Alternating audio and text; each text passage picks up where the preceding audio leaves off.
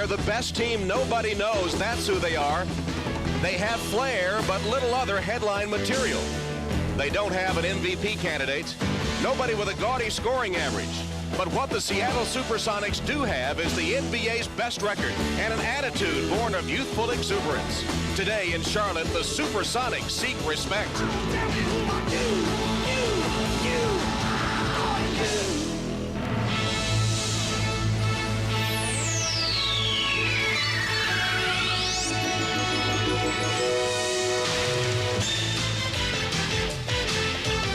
This is the NBA on NBC. Today, it's the Seattle Supersonics versus the Charlotte Hornets. The Charlotte Coliseum, the hive, a buzz today as the NBA's best team comes to call. The Supersonics entering play today with the NBA's best record. They've already clinched a Western Conference playoff spot, as have the Rockets and the Spurs. Meanwhile, in the East, the Hornets, stung by injuries all season long, fighting for the 8th and final playoff spot and currently trailing the Nets by 3 games in the loss column. Hello, everyone, and welcome to the Charlotte Coliseum. Tom Hammond and Steve Jones. Steve, the Sonics do come in with the NBA's best record, and today they also come in with a former Hornet. They come in with a former Hornet who has his stinger out. Kendall Gill left here with the idea that he could not fit in, and suddenly he's having not only a good season, but over the last 12 ball games, he is averaging nearly 20 points a ball game. He's got a personal message that he wants to deliver this afternoon.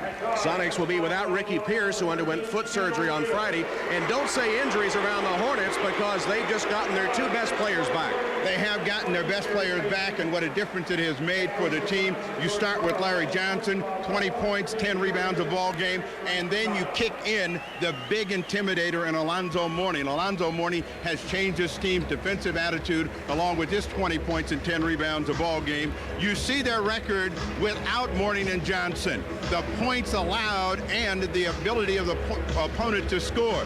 You turn that around in the last 6. This is a different basketball team, and it's real tough to get points against them. Well, Charlotte point guard Muggsy Bogues collided with Karl Malone on Friday. He has a bruised thigh, but he will start the game today. We'll keep an eye on him to see if he is 100%. We'll come back with Seattle and Charlotte. On NBC is brought to you by Molson Ice from Canada, the land where ice was born. By Pizza Hut, who reminds you that anytime's a great time to stop and smell the pizza. And by Mitsubishi, the new thinking in automobiles.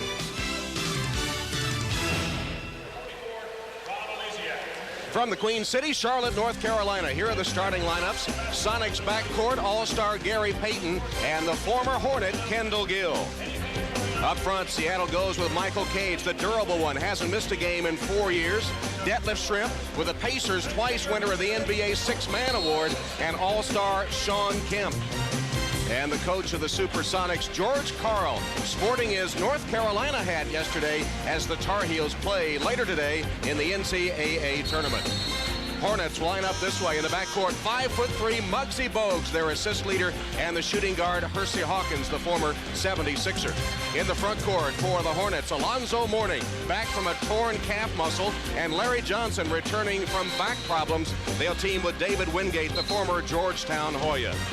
In Charlotte, coached by Alan Bristow, he said he recently showed up at a practice on Monday and it suddenly dawned on him. He looked on the court and everybody was there, including Johnson and Mourning, and what a relief to have them back. He suddenly became a genius again, and now he knows how to win. Tom, this is going to be a game that is played at pace, and the real key is turnovers. The Sonics lead the NBA with almost 13 steals a ball game, and that is a department in which the Hornets are very strong in themselves. That's the reason that they've been able to do so well over the last 2 ball games against Atlanta and Utah. Mourning controls the opening tap, and the Hornets open up with Muggsy Bogues, despite the thigh bruise, starting at the point guard spot. Bogues penetrates and finds Johnson. Hogan with a quick move.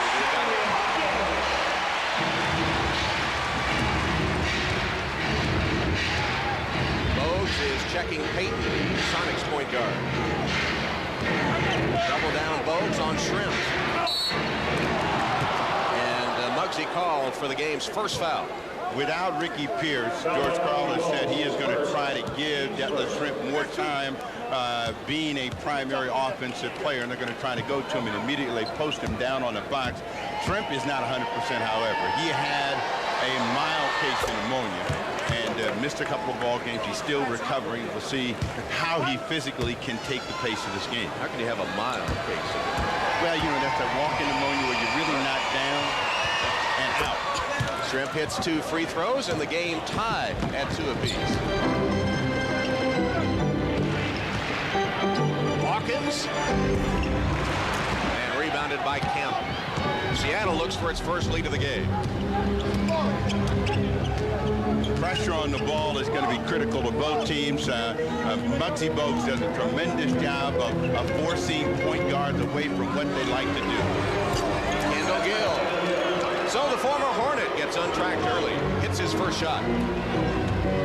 Slight booze up high, but I think that with a couple of more shots, they may turn in the direction of the Hornets front office. Even at the starting lineups, Gill didn't provoke a great reaction from the Charlotte fans. George Karl was telling us yesterday he was going to talk with Kendall before the game, and that if he was booed, consider it a sign of respect. Really not much reaction at all. Wingate with an off-balance shot. It'll be Seattle's ball. You know why Briscoe is up. He's saying, you didn't see that? I mean, you got to call. My man got knocked out of bounds.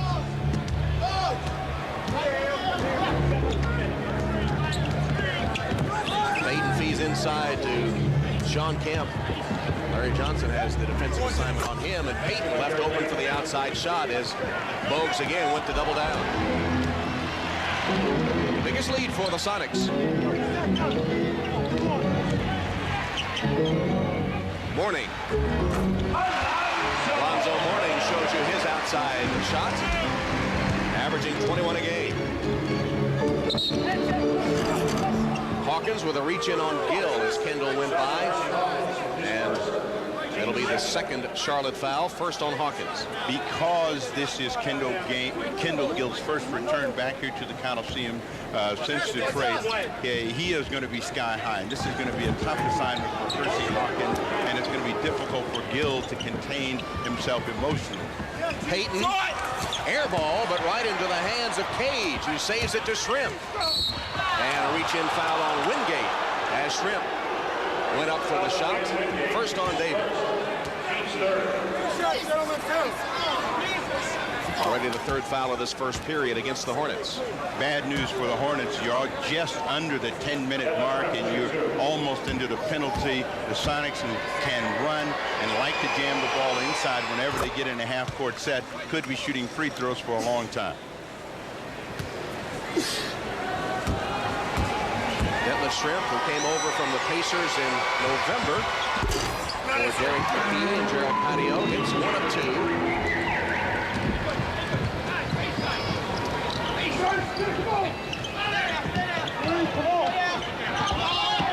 Trying to post up Mourning, and one of the problems that you have is you get a steal from the other side. Hawkins lost it, but Muggsy got it back.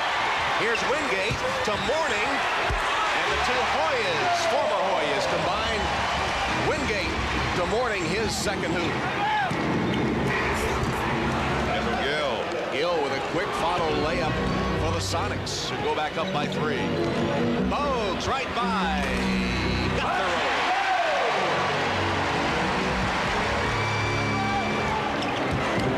Kemp against Johnson. Cut off and trying to save it. Bogues picks it off. Hawkins. Muggsy couldn't get his shot away. Hersey will. Rebound by Kemp. And a foul call.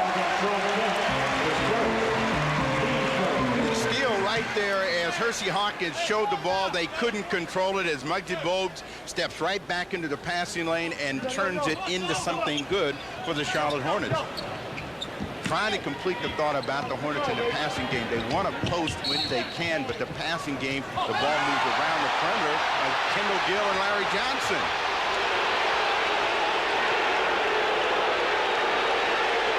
Now the boos come.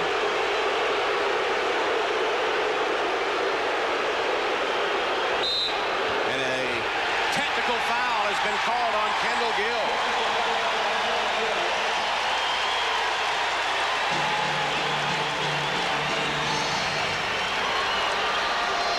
Bavetta talking to LJ. Coming off the screen, Larry Johnson gave him a pop, and yet Kendall Gill did the right thing. I'm not taking that. And really, the guy that should have gotten the technical should have been Larry Johnson. He's the guy that initiated the action, and unfortunately, Kendall Gill got caught retaliating. But you shouldn't ever allow a player to give you a shot like that without standing up and making a stand to say that that kind of play is not going to be tolerated. Otherwise, you're going to see it all afternoon. So Gill tagged with the technical, even though he was the offended party. Getting a shot from Larry Johnson. Bogues missed the free throw. Hornets get the ball. Throw a little salt in the wound. They gave him a personal foul as well. So he came out the worst on a double count. Trying to post up, and he's got a tough job. Larry Johnson, steal Gill. Gill made it happen. Gill against Bogues with a slam. And the boos again as Gill gets some retribution. He's hit all 3 of his shots in the early going. Mourning has it stripped away. Here's Gill again. Payton got it off. Rebounded by Wingate. Payton couldn't get it down. Johnson misses. Mourning missed a tap. Shrimp for the Sonics. That very shot that Larry Johnson missed was the kind that got him in a negative mode against the Utah Jazz as Payton gets this one to go down. That was a tougher shot. 13-8 Seattle.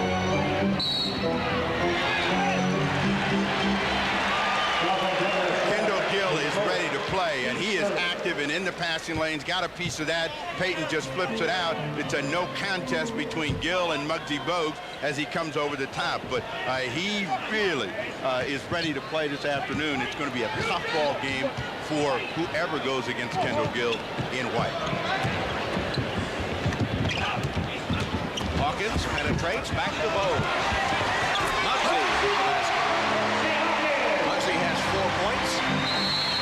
And the Hornets back within 3. Well, we already know we're in for a better quarter than they laid down against the Utah Jazz on Friday because they've got 10.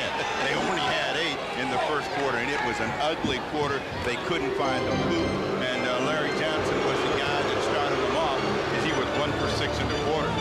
Hornets' lowest output offensively in a quarter, but they won the game on defense. Well, they say it's a 4-quarter game, and you can't overcome a bad quarter, and that's what they did as they came back to put the Utah Jazz away. Mourning has 6 points. He hasn't missed a shot. And again, it's a 3-point game.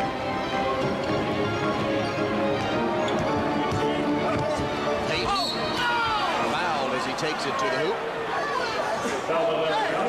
Larry Johnson whistled for his first personal. The Hornets play up closer when Alonzo Mourning's in the game, and they want teams to drive, but that time Mourning wasn't able to get back and stay down in the basket area. Larry Johnson was slow in getting across, so Gary Payton picks up the foul. They want to invite people to drive now, whereas before when they invited them to drive, it was a completion. Payton, the former Oregon State player, first-round draft choice, was the second player taken in 1990 and an all-star this season. He has 6 in the early going. This is Payton's best overall season. A great maturing process for him this year. He is a big story for them and why they've been so successful. Mourning made a little space of his own. Shrimp flopped with no call, and Alonzo still perfect. 4 for 4 from the floor. Wow, what a shot by Sean Kemp. What body control. Put it up from behind the glass.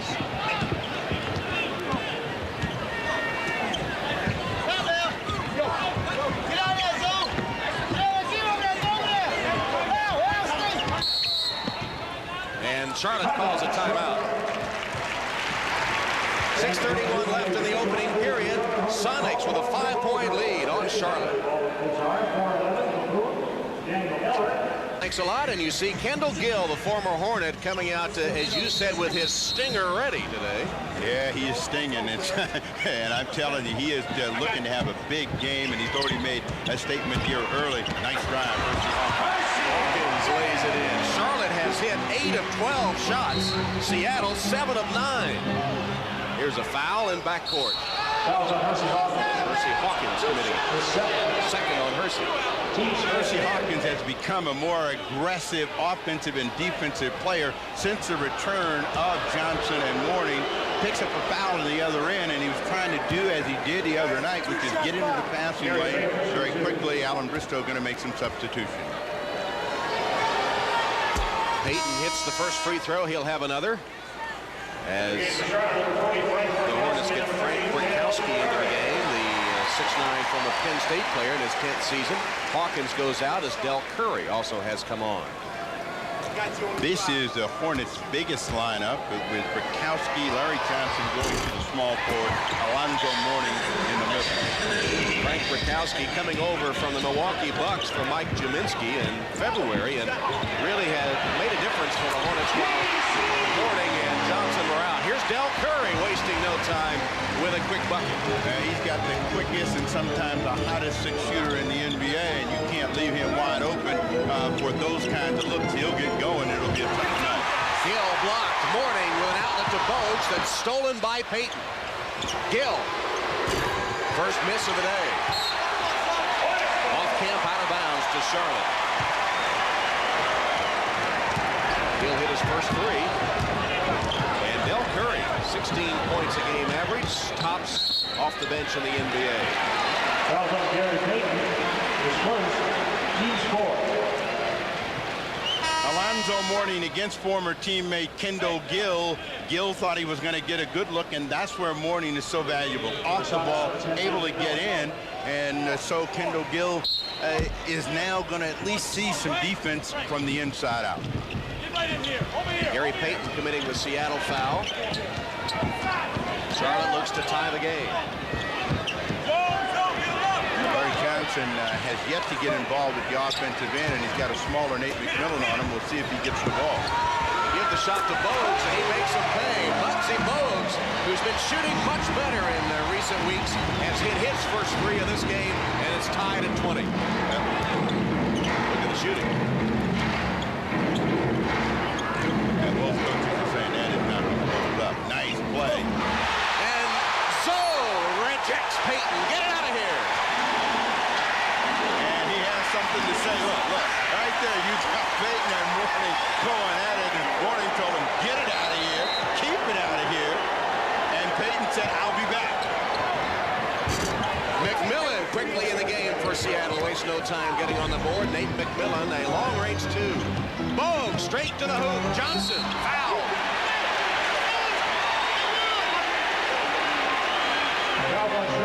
Kemp didn't like the call. His second foul. Quickly, you have to get back, and they don't stop the basketball. The first rule of defense, that leaves Larry Johnson with the try. It looked like a good block, and Sean Kemp reaction says, Dick Bavetta, I don't agree. You got damn right it's going to happen. Ray Johnson will shoot two. Johnson with the back problems, playing more and more every game in terms of minutes. As Seth Perkins makes his first appearance in the Seattle lineup. Kemp will go to the bench.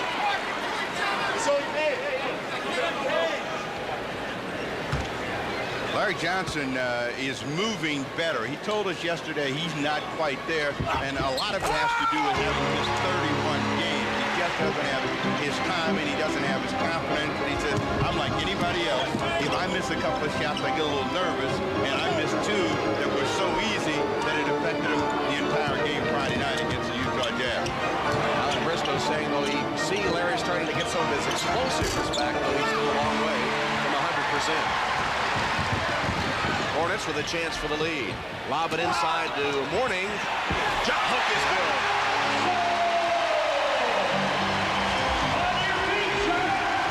Mourning is 5 for 5.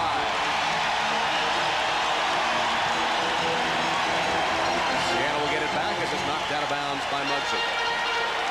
Sonics have snuck Sam Perkins into the ball game, and he gives them an inside presence, and we'll find out whether they go to him down inside to occupy Alonzo Mourning. Payton floats it over Mourning. Guaranteed he had something to say. Yeah, he has 9 points in the first period. 4 minutes left in this opening quarter from the Charlotte Coliseum. The guy that they got to work to is Larry Johnson. He's got Nate McMillan time he can get his hands on the ball. Instead, Mourning out of a triple team to Brikowski.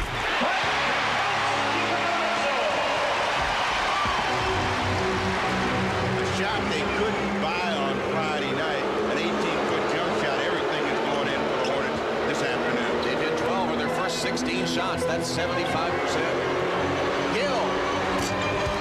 Kendall Gill still hot. Gill has 4 of 6 shooting in the first quarter, 8 points. Now they have McMillan against Brikowski. He's calling for the ball. He wants to try to wheel inside. Still the same matchup. Good help by Payton. 5 to shoot. Bogues puts it up and in.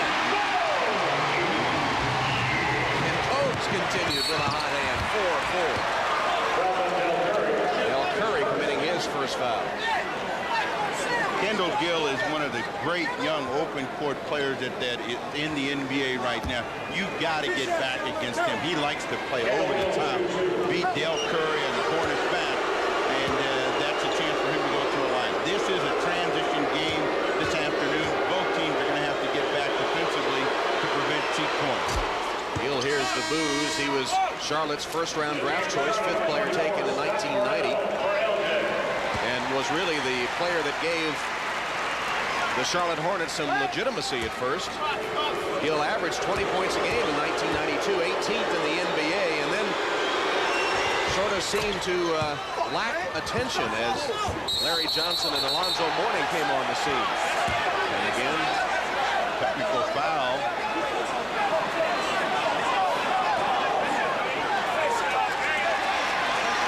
On the free throw. A double technical against Mourning and Michael Cage. The intensity of Alonzo Mourning showing on the box out. You can see they hook up. oh yeah, swipe to the face from Cage too. And then the bump and the shove. So no lack of emotion in the first quarter here. It's a must-win game for both teams. Sonics losers to Chicago. They didn't play very well. They won this. They feel the heat from not only San Antonio and Houston and trying to keep the best record in the West and in the NBA. There they go again. Cage and Mourning.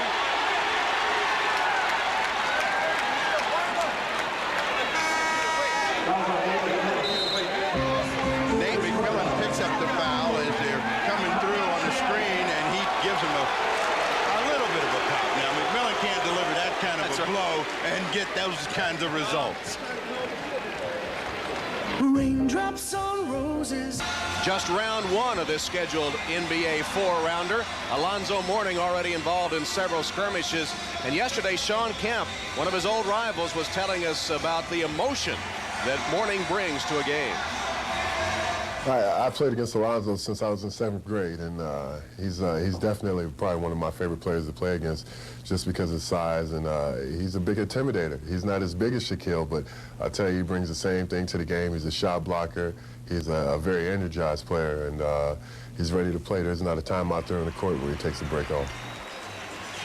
Alonzo Mourning and Sean Kemp go back on a competitive level all the way to the camps when they were youths, played in a lot of high school all-star games together, and now matched up in the NBA. And Mourning winning the battle today. He's hit all 5 of his shots from the floor, 10 points. He also has 3 rebounds and 2 blocked shots, while Kemp thus far sitting on the bench with 2 early fouls, 2 points and 1 rebound thus far. Mourning is a true definition of a warrior. He comes to work every single minute that he's out there on the floor, and he intends to not only deliver a little pain, but a message in it. And he wants everybody to know that his team is back, and they are not to be taken lightly. Second free throw. Breaks a tie. Hornets lead by 1. 2:50 left in the first quarter. Payton in a hurry. Laid it in. They don't stop the ball, and Payton goes coast to coast. He's got 11. At backcourt of the Sonics, he's got 21 in the first quarter.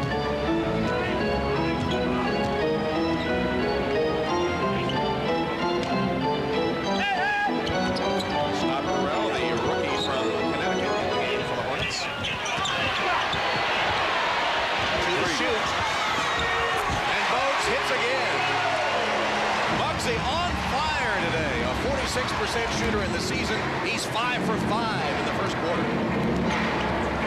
George Karl did not want to see Muggsy Bogues in the lineup because he is the energizer for this up and down attack. Now, great pass to Brakowski. Muggsy made it happen.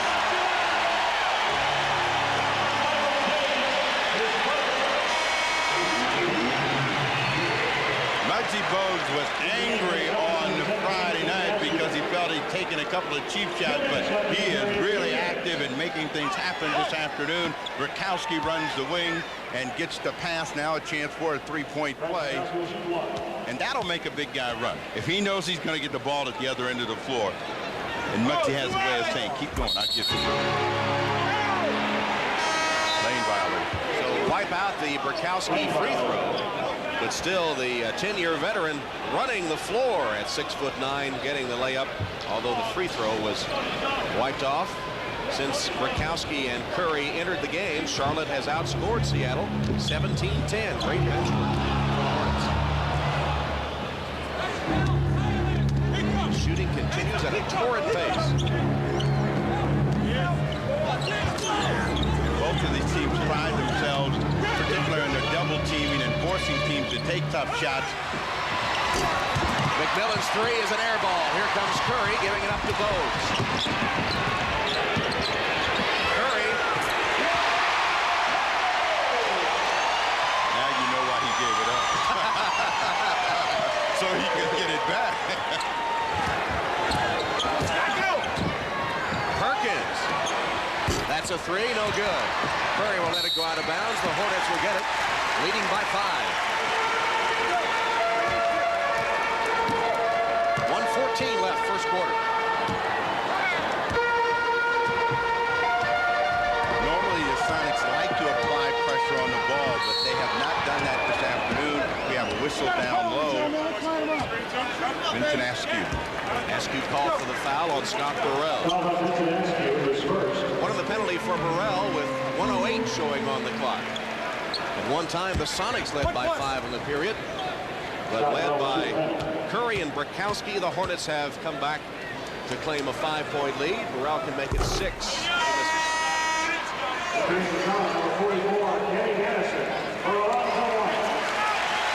Kenny Gaddison on to give Mourning a little extra rest with the first period about to come to an end.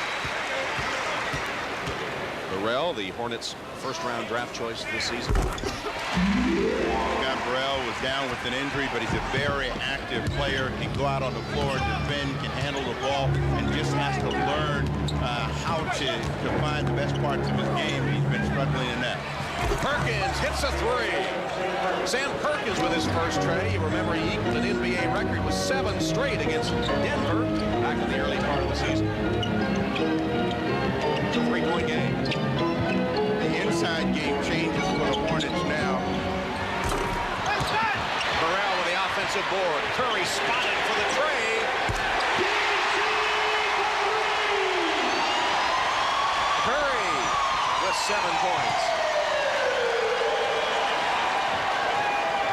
8 to 39, Tom. That's the difference in quarters here from Friday night to Sunday afternoon. Perkins missed it, rebounded by the Hornets. They can hold for the final shot of the quarter.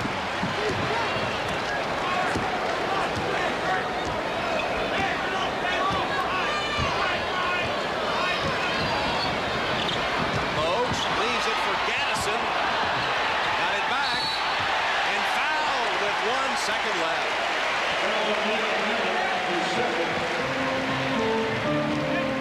Second foul on Nate McMillan. George Karl seems exceptionally calm as his team has been fairly porous here in this first quarter of play. You can see that they're not getting to the ball and they're not getting to the offensive pair early enough.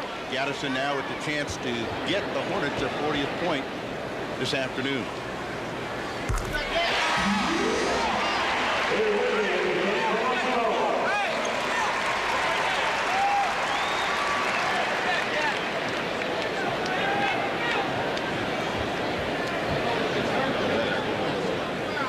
Housekeeping work.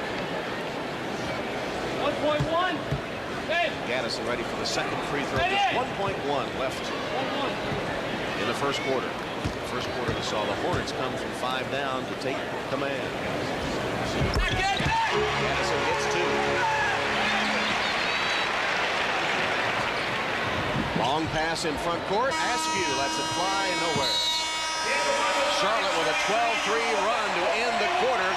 Alonzo Mourning nearly perfect in the first period. 5 for 5, 2 block shots and 3 rebounds. And Charlotte leads it 41-33 after the first quarter.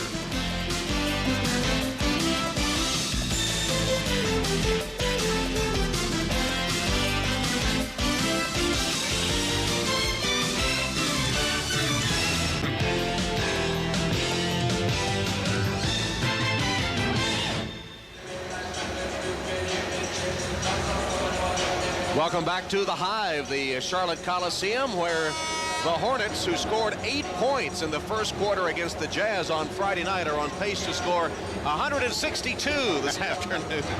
Yeah, we got 162, at least 120 plus, as both teams got off to a terrific start. An offensive game for sure, and we'll see if the defenses have effect. Defenses did have some impact in getting them started in that they were in the passing lanes. They got some steals, got them going early. Kendall Gill on the Seattle side, Muggsy Bogues as a pressure, and they force a 20-second timeout. Perkins couldn't get the ball in against the Charlotte full-court press. A 20-second timeout is called. Charlotte doing everything right at the moment. Well, coming up next, NBC Sports will present the Old Spice Boca Raton Open volleyball action. Don't miss a minute. The sun, the sand, the top names in beach volleyball in the season's opener from Boca Raton, Florida. The Old Spice Boca Raton Open coming up next here on NBC. Charlotte in that first quarter, Steve, 17 of 23, 74% shooting. Mourning was 5 of 5 and 3 rebounds, which equals the Seattle team rebound total in the first quarter. The reality of the NBA says they can't continue to stroke the ball that well, and they want their defense and the Sonics to take hold and make them a perimeter team. John Kemp, nice pass. No look to Perkins, who can't finish. What a foul. Scott Burrell guilty of the personal. His first. Nice pass from Kemp. It's a pretty good assist game going. Well, Kemp has the ability to make plays for other people and really enjoys that part of the ball game. And if you move without the ball, since he knows he's going to be double teamed, you're going to get an easy chance to score. Already 4 assists in the game. He could have had 5 if Perkins had finished that one. What did Sean tell you yesterday? He wouldn't mind being a point guard, huh? He enjoys being out there in front and being able to deliver the ball to other people. But there's so much to Sean Kemp, and every year he shows another dimension of his game. Going to be a force for the Sonics for a long, long time. Still a youngster, 30 games in double-doubles this season, and already in his 5th season. He can play college basketball, as you know. An all-star. Neither one of these teams now have a true ball handler in the backcourt, so there should be some problems for teams getting into their offensive side with some pressure. Addison misses from in close on the Florida Shrimp. Just as you said that, the ball handling was very shaky for the Hornets on the half court that time. You got Wingate and Curry for the Hornets, and Nate McMillan and Vincent Askew for the Sonics. Kemp's got to look to try to go inside and gets a foul. Rutkowski came out on the floor to guard Kemp. He took it to the basket, and a foul's called on Charlotte on Rutkowski, his first. That's a tough matchup for Rutkowski when he has to come out on the wing. Kemp has so much quickness and explosiveness that he's in a defensive attitude to begin with. Here's Perkins pulling up. Too hard off the glass. A couple of taps won't go down. Still alive. And in. Kemp kept it alive twice, and Sam Perkins finally finished it off. Perkins will get credit for his 6th point. Wingate to answer. Slammed home by Burrell. That's part of what Scott Burrell brings, his activity and leaping ability, that time to throw down. Superb bench work by the Hornets. Stripped away. Curry took it away from Perkins. Rutkowski wide open. Tough rebound for Detlef Schrempf. Notice how the game slows down without Payton or Bogues in the ball game, and they become more of a half-court team. After you had a chance to push it and held back, now they're working against the clock. Half-court is not Seattle's game either, is it? No. Schrempf with a nice move. Kisses it, got it home. Detlef Schrempf with a quick fake. Scores 7. Almost too quick. He almost came out of those sneakers. Here's Curry off the screen. Kemp pulls it down for the Sonics. Behind the back twice.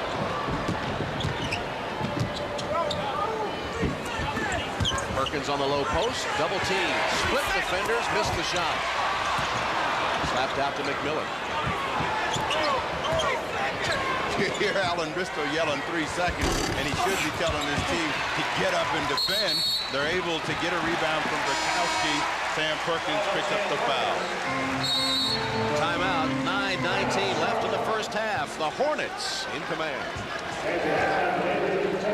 NBC is brought to you by Chevy Trucks, the most dependable, longest-lasting trucks on the road. By Xerox, the document company. See your documents differently. See your business differently. And by Sprite. Image is nothing. Thirst is everything. Obey your thirst. Sprite. Tom Hammond, Steve Jones at the Hive in Charlotte, where the men of Teal have the lead. Meanwhile, at the Boston Garden, the Hawks with a 2-point edge on the Celtics, 39-37. The Hawks fighting for the best record in the East, and they've seen themselves passed by a hot New York Knicks team, which has won 9 in a row. Boston just trying to survive the season. They'll be in the ping pong room. Atlanta, a loser here in Charlotte. Big win for the Hornets. Lost only once since Johnson and Mourning returned. Gaddison can't finish it off. Kemp rips it down and takes off down court. Curry picks off the pass. Then Charlotte turns it over. Over and back called. It'll be Seattle ball. Wingate saying he didn't have control of the ball.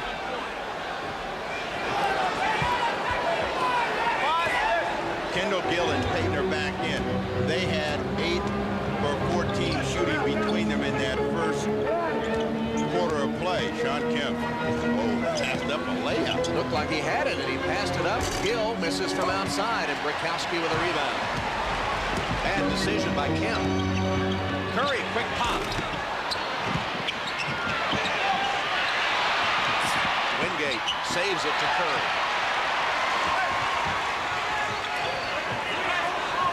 And now set up their offense. The primary offensive player out there is the guy with the ball right now, Del Curry, and he's trying to get him into their offense as well. They got a mismatch with Kenny Gaddison against Gary Payton, but they don't take advantage of it. With 2 to shoot, Wingate does. Can't hit. Schrempf with a rebound. You think Bogues remains out of the game because that bruised thigh is bothering him?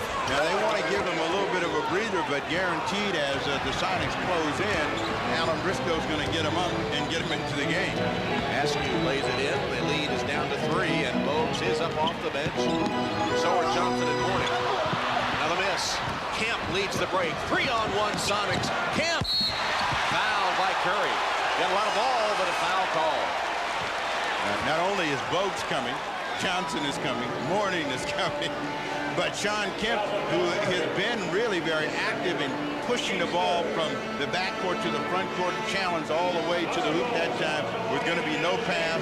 Del Curry trying to strip him of the ball, picks up the foul. You can see reality is set in for both teams, but the Hornets have really fallen off from 74 to 11%, and Seattle now trying to cut into the lead. Kemp can make it a 1-point game if he gets both. Hornets have buzzed in only 1 of their first 9 in the second quarter. And Kemp will have another.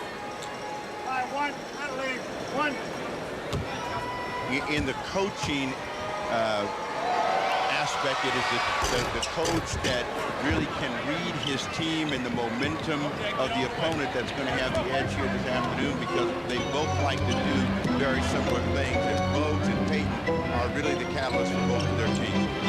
4s are wild for Sean Kemp. 4 points, 4 rebounds, 4 assists. Curry still can't hit. He's cooled off considerably. Bukowski with a putback.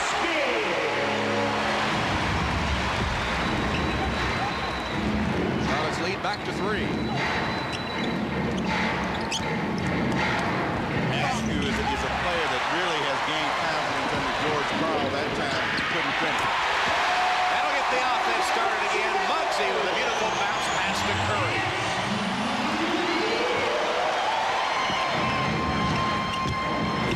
Kemp against Mourning. Mourning with a board.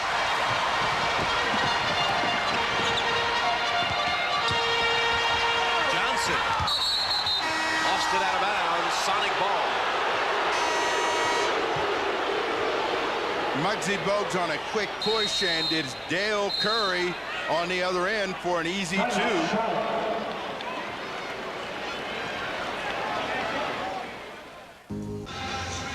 Muggsy Bogues of the Hornets has made several brilliant passes in the game so far, and Bogues also known for those quick hands to steal the basketball. Here he is with our basketball tip of the week.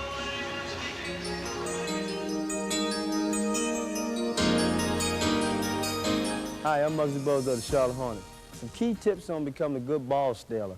The things I kind of watch out for in my opponent is his eyes and the rhythm of the basketball. I'm trying to time him and trying to throw him off balance. When I see his eyes look up, that's when I go for it. Bogues makes the steal from D. Brown.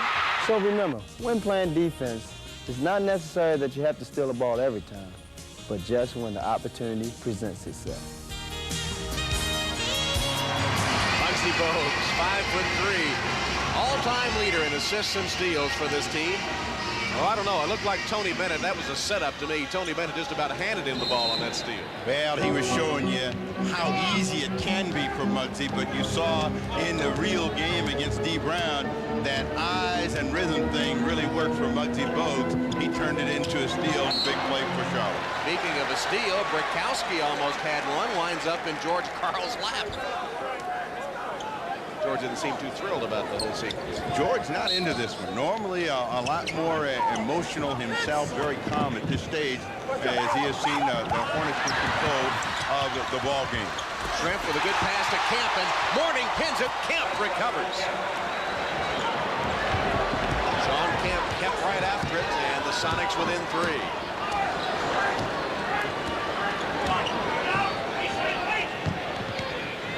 Larry Johnson is yet to get a field goal.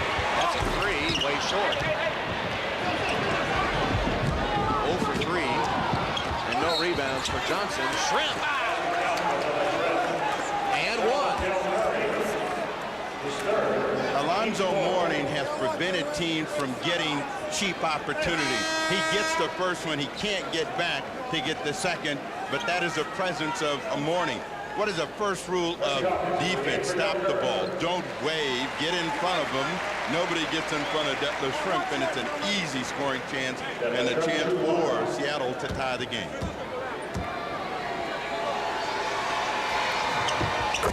And Shrimp is in double figures. He also has 7 rebounds here in the first half. 5:50 left, tied at 47.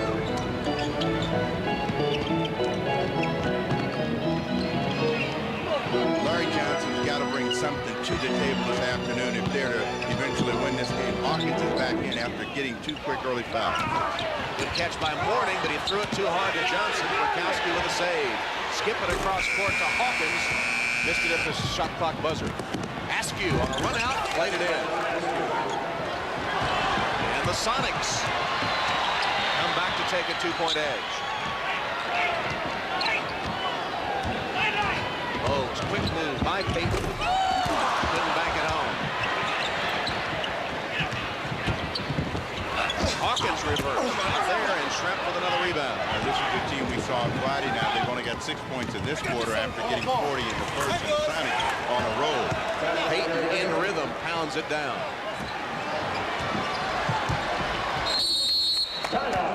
And Charlotte will take a timeout in the teeth of a 9-0 Seattle run. It's going to be a 20-second timeout taken by the Hornets. Volleyball following NBA action on NBC today, and then golf for you as we have coverage of the Nestle Invitational. That'll be after basketball and volleyball The live final round coverage from Orlando, Florida, the Nestle Invitational from the Bay Hill Country Club. Didn't Ben Crenshaw win this the last time? I think it's B.J. Singh. He's up now. Tom Watson close, and Nick Price had a great shot. Andrew McGee also just a shot back after the third round of play in Florida. Transition, excuse me, Tom, but transition defense is really critical for the Hornets right now, and they've given up too many easy opportunities for the Sonics. And Bristow's got to make sure not only do they get a good shot, but they get back. Mourning misses, but will step to the line. After only 3 rebounds in the first half, of course, many shots weren't coming off in the first quarter as the Hornets hit at a 74% pace, but the Seattle Supersonics have really gone to war on the boards here in the second quarter. Already have out-rebounded Charlotte 14-6 in the period. If they come back to Alonzo Mourning, Mourning has been able to almost get any shot inside. They doubled him. Not fouling accuracy for Charlotte's ball. Johnson will shoot 2. The tandem of Mourning and Johnson, they are able to get offensive and defensive rebounding, but you can see that the presence of Alonzo Mourning is making the defense of the Sonics react, and they double him, triple him sometimes, and that allows Larry Johnson to get the rebound on the other side. Johnson still without a field goal as Alonzo Mourning making his presence known. Only 1 rebound, and Larry Johnson has the ability to double-double, so you know that he is still missing. The one thing that they're trying to get Larry Johnson not to do is want to try to do too much too soon. That's what got him back on the injured list after having this back problem earlier in the season. 9-2 the run now by Seattle. They have the ball up by a deuce. Good block out by the Hornets. Brinkowski has 7 rebounds.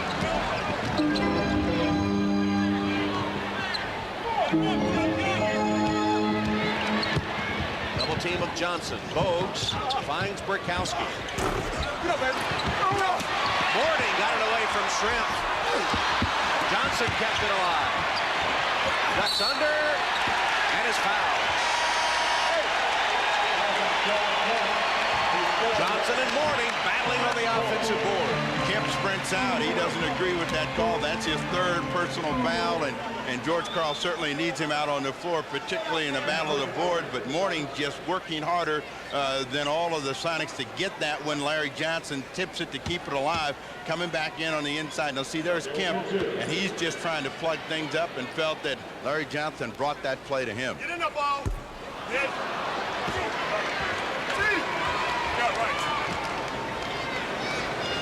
Johnson trying to influence the basketball there. You're talking to it, trying to get it down on that second one. Well, Larry Johnson still doesn't have a field goal, but good to see his smiling face back in the lineup. In practice yesterday, he and Muggsy Bogues were going after each other, as they usually do. He said he has to take care of Muggsy. I think it's probably the other way around. 1-point game.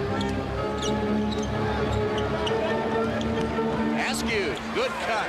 Nice pass from Payton.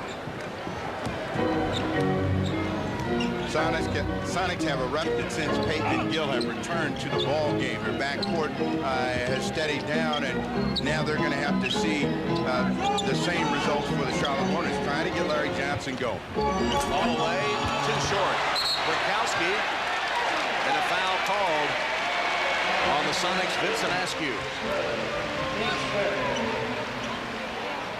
If you don't pressure the ball, you're going to be able to get passes inside, and that's what happens that time with Askew able to beat his man Larry Johnson coming off the screen, but Gary Payton had all kinds of time because of the smaller Muggsy Bogues to drop that pass inside. Askew will have another free throw. Michael Cage returns for the Sonics.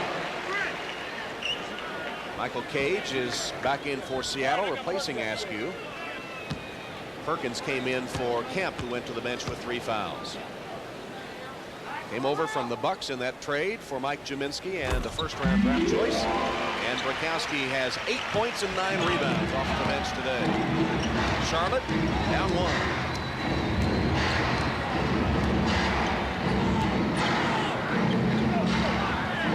Hawkins against Brikowski. Larry Johnson trying to save it, did successfully to Hawkins.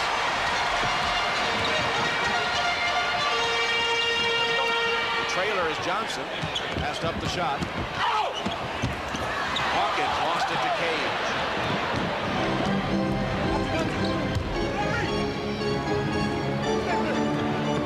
Shrimp. Off the shot clock. It was a late. Cage couldn't handle it, and the Charlotte Hornets will get it when we come back. 2:31 left, a one-point game. 2:31 left in the first half from the Hive in Charlotte. It was a late whistle, and George Karl thought it his man gotten pushed, but the ball goes back for the Charlotte Hornets.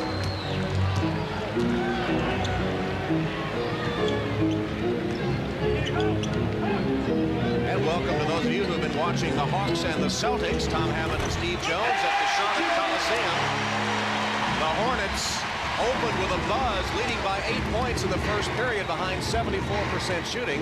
But the Sonics have come back, and it's a close game. 1-point lead for the Hornets right now. Charlotte, with the return of Larry Johnson and Alonzo Mourning, making a run for the final playoff spot in the East, and the Sonics with the NBA's best record.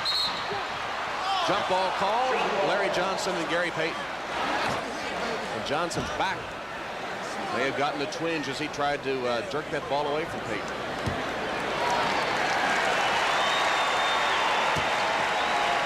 Deep shots, and usually the ball is going to rebound long. Larry Johnson thought he had control of it, and as he brought it down, it hit the leg of Gary Payton. He still thought he had control of that ball, but they're going to call a jump. The Sonics have to be defensive-minded in this tip. You can see they bodied Muggsy Bogues right into the circle, but they're thinking of running. If you're Kendall Gill, you got to watch them trying to run and get back quickly. Johnson tapped it out of bounds, so the Sonics will get it. Johnson tried to tap it to Mourning. Both teams have fallen off, but terrific first quarter shooting. You can see Sonics got the better of it, and the Hornets lucky to have this 1-point edge that they're only shooting 19%. That's down from 74 in the first period. Shrimp turn around, back rim. Offensive board by Michael Cage.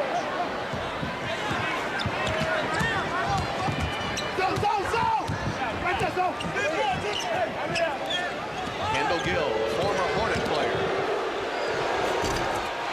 Shrimp with another offensive rebound, and the Sonics continue to board well.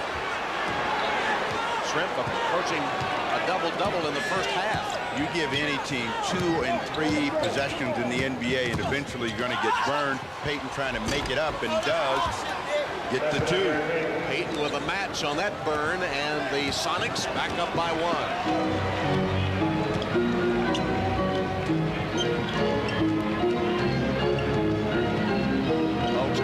Clear out goes to Hawkins. Inside the final minute of play in the first half. Brikowski lost it and almost went in the hoop. Mourning with a slam call. Alonzo has 13. Hornets by 1. Now they're giving Brikowski an assist, but we know. Payton trying to back Bogues down to the basket. 10 on the shot clock. Here's Gill. Brikowski with the ball. 10 rebounds for Frank Brikowski. Hornets will hold for the final shot of the half. You can see with the size that the Hornets have, they're a team now that can play teams that have bigger folks. Bogues trying to make something happen. Larry Johnson at the buzzer.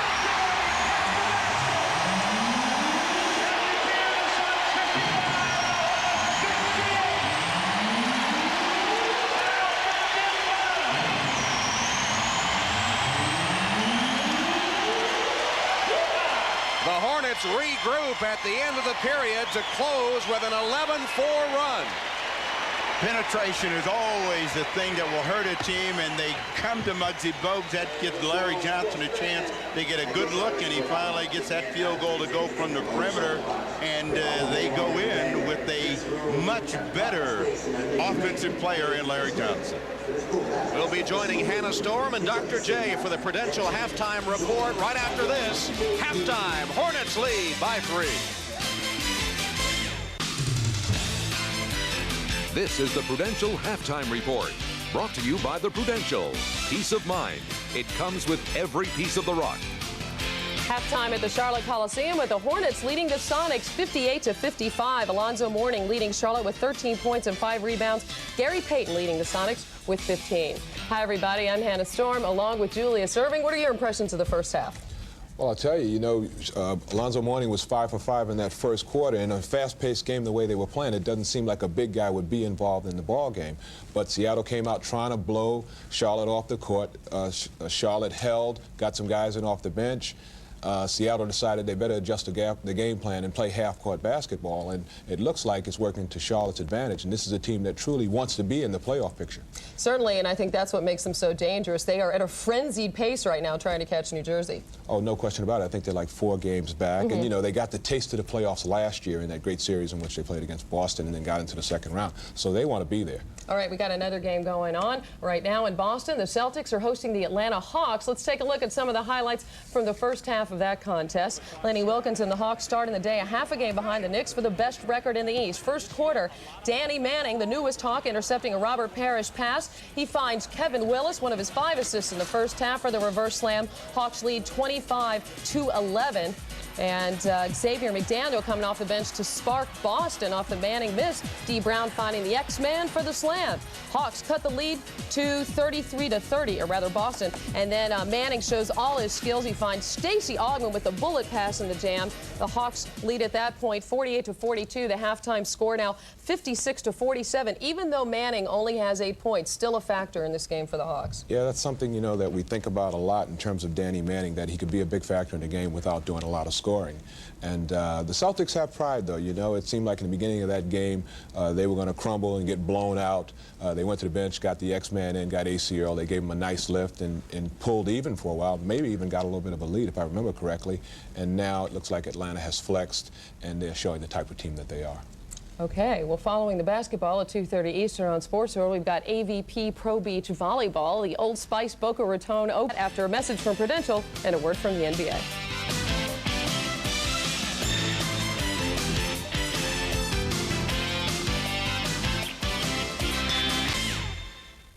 It was just a little over 3 weeks ago, just before the NBA trading deadline, when the Atlanta Hawks acquired Danny Manning from the Los Angeles Clippers in exchange for Dominique Wilkins. It certainly ended a difficult stay in L.A. for Manning. I talked to him yesterday and asked him if the Clippers situation had a negative impact on him. Yeah, it did. It was frustrating going through the long season, blowing out my knee my rookie year. But it was also nice because I got a chance to play right away. I got an opportunity to establish myself in this league. And the bottom line is, whenever you step out on the court, you want to compete, you want to win. It was such an unstable situation as far as coaching went. You had 6 coaches in 6 years in Los Angeles. Given that, what is it like now to play for Lenny Wilkins, a guy who will soon become the all-time winningest coach in NBA history?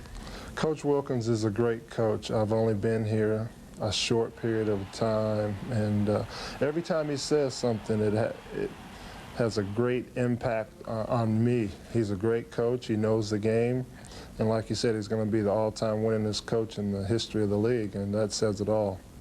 There was some sentiment that when the Hawks made the trade for you, they were playing so well at the time that they might risk home court advantage in the East by maybe messing up the chemistry of the team temporarily. But you've made a seamless transition. How have you done that? Well, I think the first thing I realized was the Hawks won 30-plus games without any help from Danny Manning. I had to come in, fit in, and make sure that I didn't disrupt anything. I don't have to score. I can. And I just want to go out and do whatever it takes. In comparing you to Dominique Wilkins, let's throw out your scoring average at the time of the trade, because that was about even. When it gets right down to it, you're a better passer, you're a stronger rebounder, you're a better defender, you play a team game. What effect has that had on the Atlanta Hawks? We know that we're going to go out on the court, and if you get beat defensively, someone's going to step up and help you. Offensively, if you have a shot, you shoot it. If you don't, you pass the ball. You know, we just make the game simple. Danny, the Atlanta Hawks were not on your short list of teams that you wanted to be traded to before the trading deadline. Now, obviously, they do have a leg up because they can re-sign you as their free agent without salary cap considerations. What is your criteria for re-signing with the Hawks? Do you think they have a leg up over other teams at this point? They most definitely do. I'm the Hawks to lose. That's the way I look at it. Why do you feel that way? Well, you don't like to go through change. I think the change that I've gone through so far has been an easy transition for me, and if it can work out here, you know, I'll feel comfortable staying. What is the acquisition of Danny Manning? Where does it take the Atlanta Hawks? To a new level? I hope so. I'm just going to go out, I'm going to play hard, and I just want to win games. I want to have a very long season, hopefully capped off by the championship. So Danny Manning certainly with high hopes. What about the Atlanta Hawks? Are they a better team with Manning than they were with Dominique? Well, Hannah, they gave up a lot. They gave up a scoring champion. They also gave up 8 years playoff experience with Dominique out of the equation. But look what they got. They got scoring, rebounding, passing, defense, and they got a guy who fits perfectly with the Lenny Wilkens style of coaching.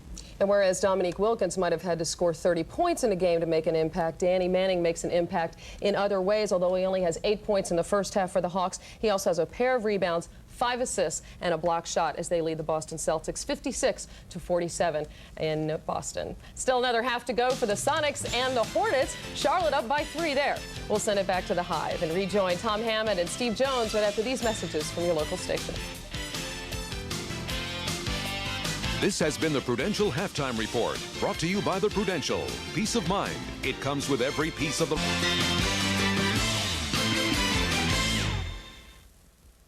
Ready for the second half, 58-55. Charlotte with a lead on Seattle from the Hive, the Charlotte Coliseum, home of the Final Four in college basketball this year. I thought we were going to have to take a mandatory 8 count there in the start of the game. Emotions were very high early. They were very high, and when you've got guys that like to do this and run their mouth, and one of the biggest guys out there on the floor, Alonzo Mourning, he was telling Gary Payton, keep it out of here. Just in case you didn't notice, I'm back. Payton had the last word saying, I will return, and they went at it in that first half. Let's take a look at our Miller Genuine Draft halftime stats. Remember, torrid shooting in the first period, predictably cooled off a bit. Still pretty good, though. The Hornets at 50% in the first half. The Sonics only 43% shooting. Alonzo Mourning, 13 points and 5 boards, had a big first half for Charlotte. Gary Payton said he'd be back, and he led the Sonics in their first half with a lot of good things. Not only did he score points, he assisted, and the Sonics are a terrific team in open court. And whenever you shoot the ball long, Askew runs out, and what are they looking to do? Get a cheap basket. Gary Payton, an easy pass, and this is a scoring opportunity for Vincent Askew. So deep shots will hurt you, and the Sonics made them pay. Sonics with 19 fast break points, only 4 turnovers in the first half. Don't forget, we'll have the Miller Genuine Draft memory later in the game. Second half coming up. With producer John McGinnis, director Dick Klein, Tom Hammond, Steve Jones in Charlotte, ready to start the third quarter with the Hornets up by 3. Leading scorers in the first half. Game honors so far, Gary Payton of the Sonics, as they had 3 players in double figures, and Charlotte with 2 players in double digits, led by Alonzo Mourning with 13. Muggsy Bogues with 10 points, coming on 5 of 6 shooting. He also had 7 assists for the Hornets. And all of Muggsy's 10 came in that first quarter of play, in that 40-point explosion. They were a very active, aggressive team. This third quarter is a critical one for both teams, and the guy that really ignites things for the Sonics, Kendall Gill. He has been explosive in the third quarter, particularly over the last 12 games. We'll see if he comes out with a little bit of fire like he did in the first. Each team returns with its starting quintet. Double on Sean Kemp. Skip it to Gill for the open shot. Kendall Gill. I guess nobody told him in the third quarter is Kendall Gill. Well, they're listening, you told them. And he is up to the task. Larry Johnson finally got on track offensively toward the end of the second quarter, but misses on that drive. Got it back. Hawkins. Percy Hawkins with a trade. And a steal by Hawkins. Hammered by Michael Cage. I'm surprised Alan Bristow wasn't up saying 2 on the side. In most cases, coaches are calling for a flagrant foul. Hawkins with a nice read in the passing lane, an interception, and he's coming hard to the hoop. The collision right there cracked him on the head even, and no attempt really to get to the shot. But Alan Bristow, after this play, made no move to get up off the bench to say to the officials, I need the free throws and the ball. They get the free throws only, and Hawkins stepping to the line for 2.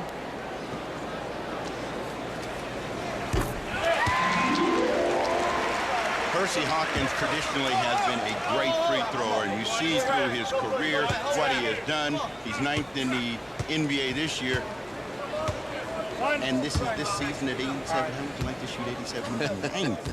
That tells you that somebody named Reggie Miller is shooting lights out along with Scott Skiles and Mahmoud Abdul-Rauf. These guys are shooting +90. Hawkins has scored the first 5 points of the second half for the Hornets. Former 91 All-Star when he played for the 76ers. Hawkins scored 41 in a game earlier this season against Golden State. Charlotte record. Shrimp. Detlef Shrimp now with 12 points and 9 rebounds. Good performance by him. Mourning triple T. Saved by Wingate.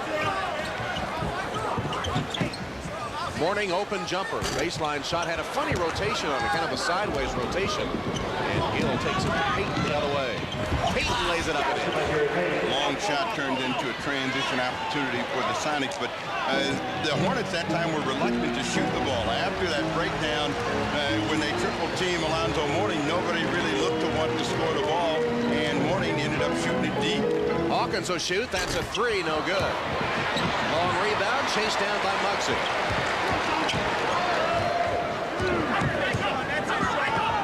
Johnson trying to post Kemp.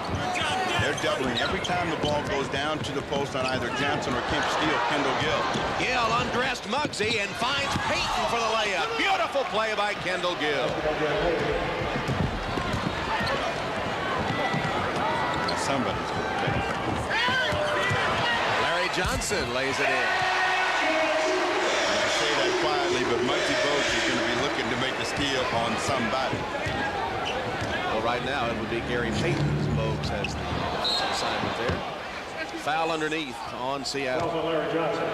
This is terrific defensive work by Kendall Gill. You got to have quick hands, and you also have to be able to control the ball against Muggsy Bogues. He's able to get it, control it, and Gary Payton converts it.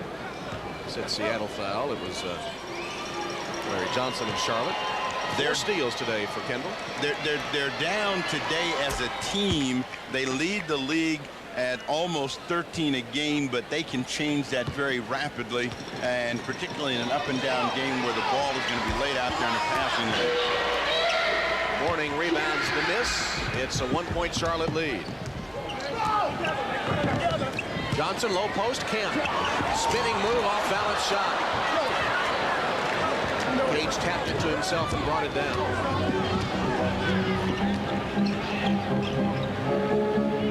Sonics can take the lead.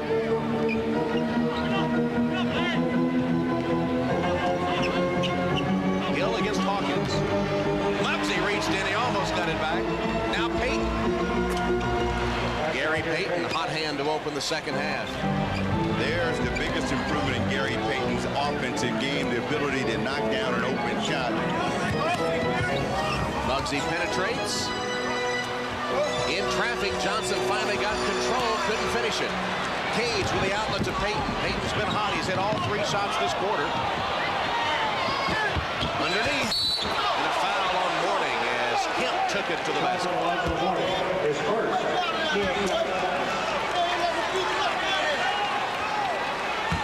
The defense broke down because Larry Johnson was late in getting back, and they make a quick pass, and Sean Kemp went in with two hands, knowing that Alonzo Mourning was there.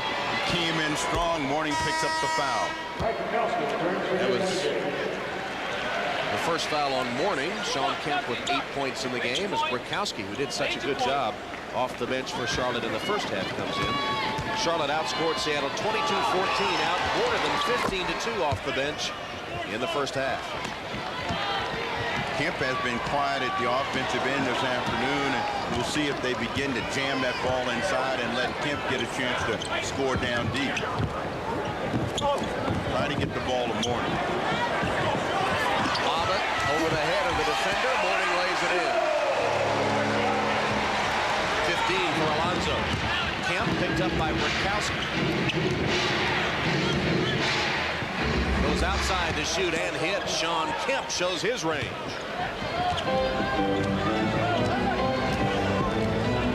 Three-point Sonic lead. Mourning again calling for the ball against Kemp. Kemp forces him out on the floor this time. So Alonzo puts it down on the floor, misses the layup. Shrimp with his 10th rebound.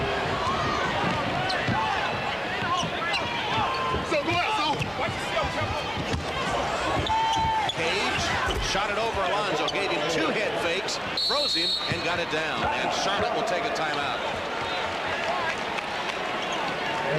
Timeout Hornets. Seattle on a 15-4 run. Viewing in the Knicks Battle Shack of the Magic next Sunday on NBC. The NBA on NBC is brought to you by Cold Filtered Miller Genuine Draft. Get out of the old, get into the cold. By the U.S. Army. Learn how to get an edge on life. Be all you can be. And by Nissan. It's time to expect more from a car. Welcome back to Charlotte. Sean Kemp. The Supersonics, despite the NBA's record, still somewhat of an unknown to NBA fans. They're on a mission to gain respect. We asked Kemp about that. You know, as a team, you gain respect from winning, and I think we'll be one of those teams who continue to win, and we'll get respect from the fans that way. I think sometimes when your team is based in a big city like that, where people are more familiar with your team, like Orlando or maybe a New York team, then you get credit like that. But I think ours is just going to come from old-fashioned way, hard work, and just winning ball games.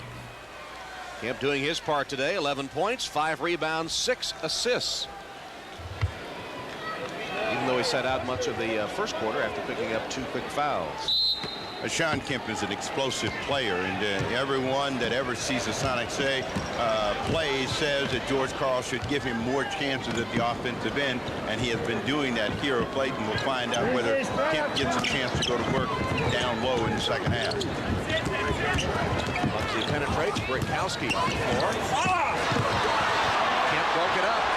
Cage with it. Here comes Seattle. They haven't missed in the quarter. 7 for 7, as you saw. Kemp.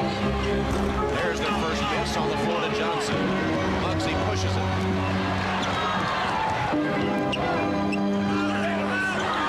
Johnson, the traitor. Long time for him to get back down court. Trying to get the ball in the Mourning, and it was knocked out of bounds by Sean Kemp. They have 10 on the shot clock. Burrell comes in, and Larry Johnson will get a breather. They are trying to keep Larry Johnson's time somewhere around 28 to 30 minutes. That's what he's been able to work his way up to.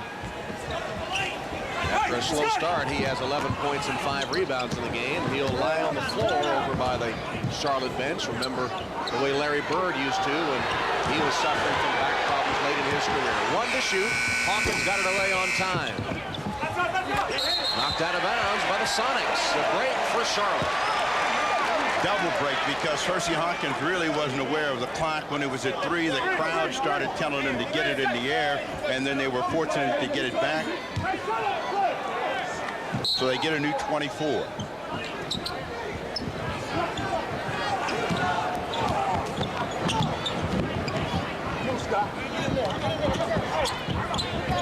Burrell left open. Scott Burrell nails it from the outside. Cuts the Sonic lead to 3.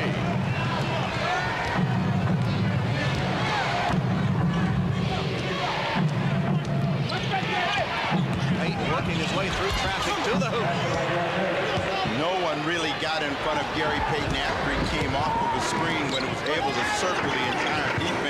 Mourning included, to get that easy score. Payton is 4 for 4 in this period, 23 game high. Bogues penetrates, trying to leave it for Brakowski, and it's broken up by Michael Cage.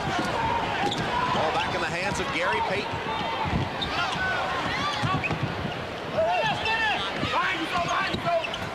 Shrimp passed it inside, shot missed by Cage. Kemp back up with it, and a jump ball call.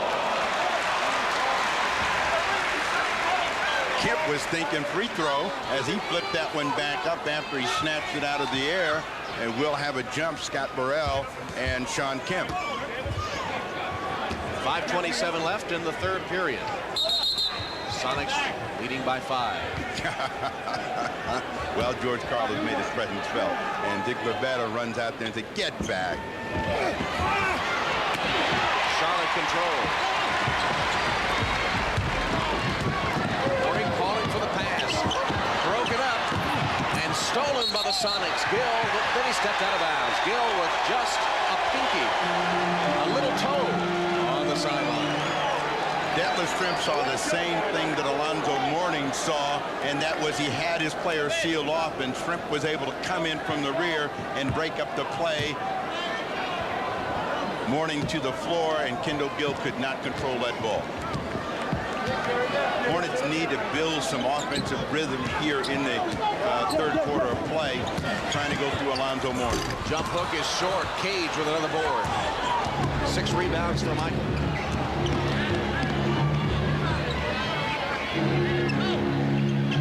Shrimp against Burrell. And Burrell swiped it. Here comes Muggsy. Numbers for the Hornets. Muggsy pulls up and scores.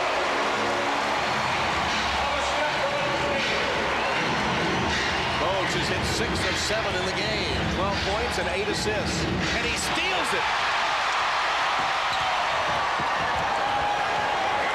The trailer Hawkins. Foul as he goes to the basket.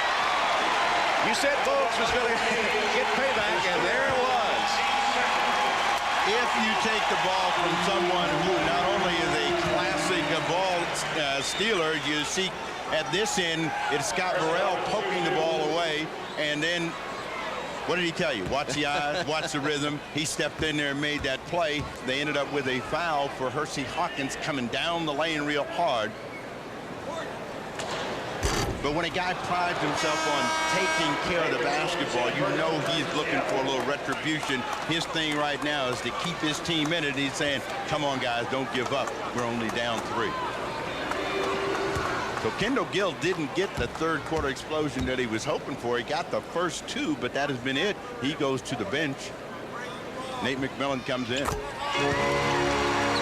Hawkins, the 1988 College Player of the Year at Bradley, makes it a 2-point game.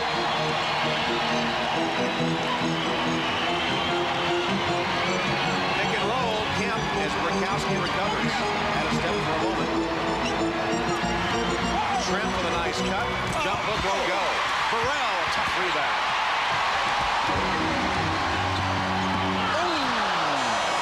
Bogues with a fastball over the head of Brakowski. Too close to throw it that hard. I did it for the 23,000 that were here. He was right there at the basket, and Muggsy fools Scott Burrell, looks right at him and whips it in there, and you know he threw it right where you shouldn't throw it, over a guy's head. Couldn't get both hands up there, so it results in a turnover.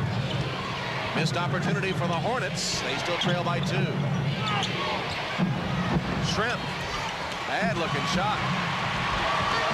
Bogues again leads the break. Traylor Brakowski is fouled. Even though Brakowski was right behind, maybe 2 steps behind Muggsy, Bogues knew he was there all the time. And Muggsy will make a big man run, and even though he missed him the first time, you see him look around. He's got Mourning. He has got Frank Brakowski, and he gives it to one of those guys, keep him working on the glass.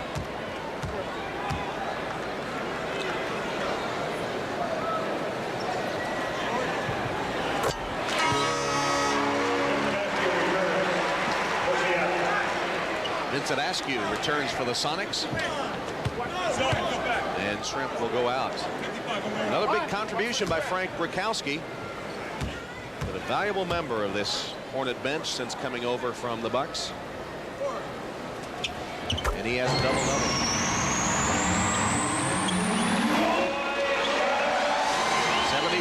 74. Some token backcourt pressure from the Hornets.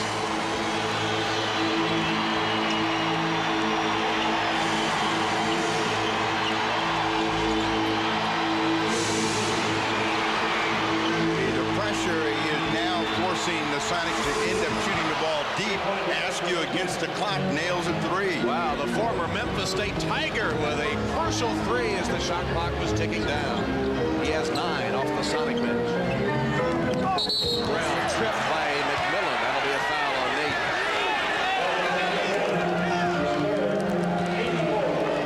Vince Askew sees the defense back off. You saw the clock right at the top of the frame, and it was Askew knowing that they had to get the ball in the air that comes up with a timely three. And the trip, foul number 3 on Nate McMillan. Kept alive, but Payton has it for Seattle. Askew runs the floor, gives it up to Perkins. Laid it in. Nice work for the Sonics. You have to get back. You have to stop the ball. And every time the Hornets have not done that, they have paid the price. And the Sonics squeeze out another 2.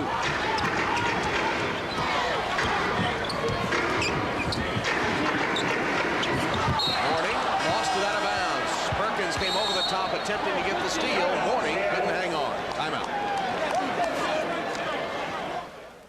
Whenever there's a miss, one of the keys for the defense is to get back. And after an Alonzo Mourning miss, the ball is finally controlled by the Sonics. Now, all of the Hornets are slow in getting back. Stop it right there, and you'll see Askew has plenty of room right here to operate. There's no one in front of him to stop the ball, and as you let it run and we'll clear it, you'll see Sam Perkins, the trailer, coming in from over on the other side, and he gets an easy score. You've got to stop the ball, and you have to have everyone back, and if you don't, you're going to pay the price of seeing 2 go up on the board.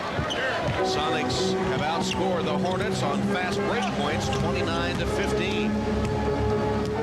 Seattle always wanting to push it off makes, off misses, off turnovers. Seattle, by their own admission, is a team that doesn't like to get into a half-court game, and if they do, they try to jam the ball inside or drive the ball to the hoop 4 on the shot clock. Perkins from outside, that's a 3.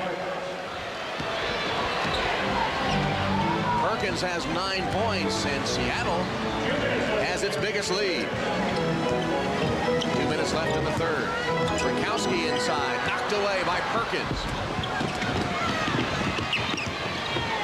McMillan looking inside. You get a mismatch with Askew and Muggsy Bogues, and they make Bogues play, and Alan Bristow is going to have to make an adjustment right here. You got to get some offense, and he's got to have some defense as the Sonics have pushed to a 10-point lead. Biggest lead of the game for either team. They've scored 10 in a row since the score was tied. Curry off a pick for a Trey. On the floor, picked up by Seattle. McMillan to Payton. Another fast break basket. McMillan made a great pass to the streaking Payton, and a 20-second timeout called by the Hornets. The problem with shooting deep out on the floor is the ball rebounds long, and if you get control of the rebound, you're going to have a chance to run, and that's what's happened for the Sonics. They've gotten the long rebounds, they've missed a quick push, and they have really made big advantage here in the third quarter of play. An easy opportunity. Again, green back, white trailing. So the Supersonics break open a tie game and score 12 in a row, as the Hornets trailing the Nets by 3 in the loss column for the last Eastern playoff spot, trying to take advantage of New Jersey's loss last night. We've got an uphill climb now. Rakowski reverses, no good. Got it back. Blocked by Perkins, out of bounds. It'll be Seattle ball. With this lineup that they have out on the floor, they got to get some big point production from Rakowski as well as Dale Curry. Rakowski coming hard to the rim, missed the first time. Perkins knocks the next one away, and it is the Sonics who have controlled the ball game since it got tied at 74.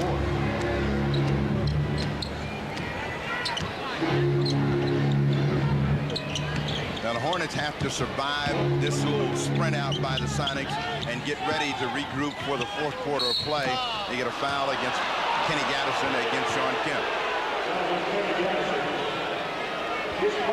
First foul on Gaddison. First in the last 2 minutes. For much of the third quarter, it has been a 3 to 5 point game for either team, and then suddenly it has been missed shots and defensive play by the Sonics that have made the separation possible. Larry Johnson reclining over on the Charlotte sideline, trying to keep that back from acting up.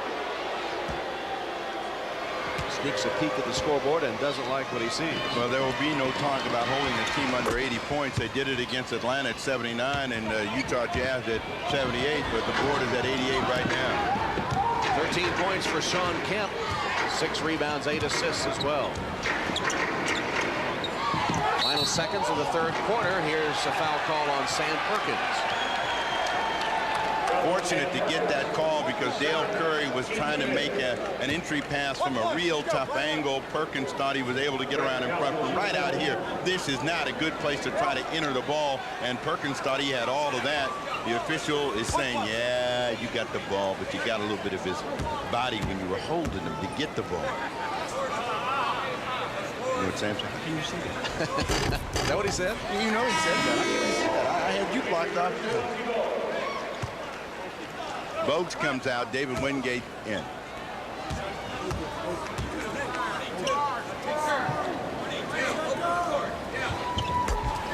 Gronkowski 6'2". That breaks a run of 14 straight by the Supersonics, who can hold for the final shot of the quarter. Sean Kemp, if he gets to hold this ball out in isolation, he's in heaven. Now he's playing guard. He's going to get to try to set things up. Perkins for 3. Sam Perkins nails a 3. And the third quarter has been all Seattle. Out of bounds. Sonics will get it back with 4/10 of a second, which is enough time to get a shot in the air. And the way Perkins is running and acting now, he's thinking about shooting one more 3. He's had back-to-back trades here in the quarter, 8 in the quarter for Sam Perkins. They added 3/10 of a second, so 0.7. And Gronkowski bats it out of bounds to end the third quarter. Led by Gary Payton, who didn't miss a shot in the third quarter. He was on fire and has 25 for the game. So the Seattle Supersonics break open a tie game and lead it 91-76. Back after these messages and a word from your local station.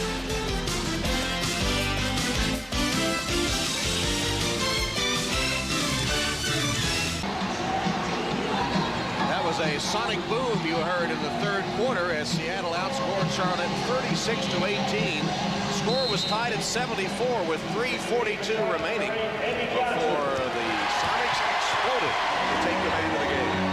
17-4, and they're down 15. They certainly still have a chance in the game. They brought Eddie Johnson, who's been in exile, back to play against his former teammates. He had 32 the last time they played, but it's mistakes like this that they can't afford if they're to get all the way back up this hill.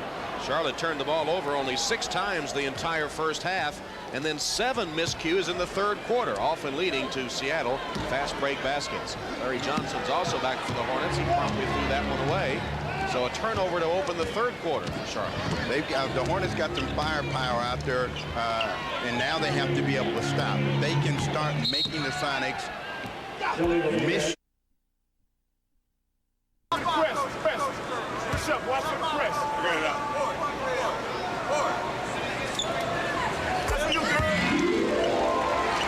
Charlotte's going to pick up full court now. This is a good team to apply pressure against. McMillan, Askew not real strong in ball handling. That will slow up things at the offensive end. Then they've got to be able to force some turnovers. They get a good break as Perkins can't handle that good pass. Perkins made a backdoor cut and appeared to be open, but fumbled the pass away. Bogues. Bugsy's had a great shooting afternoon, and maybe he needs to put it up more if the Hornets are going to come back. He's in 7 7 of 8.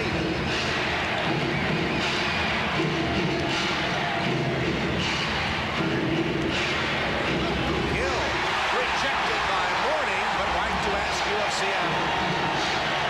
But they're working against the shot clock, which is at 7 now, trying to post up, and they get a turnover again. 6 winners, so many of them in this game on these 2 teams. Ricky Pierce is not here today. Eddie Johnson is. Detlef Schrempf is. As you see, since 1987, some of the players on these 2 teams have won it, and 2 strong candidates for the award this year. Del Curry, who leads all NBA players in bench scoring, and for the Seattle Supersonics, Nate McMillan. George Karl, his coach, saying he deserves the award, even though his numbers may not be good enough to win it for him. There's a former 6-man award winner, Eddie Johnson, with a tray, his first shot of the game. Cold-blooded. That is the way you describe Eddie Johnson, and his ability to hurt teams just coming off the bench. He hadn't played in 3 or 4 ball games. His first shot deep out on the floor, and he nails it, and that's a timely 3-point field goal for the Hornets. Askew got open just 8 feet away, and he puts it through to get 2 of the points back for the Sonics.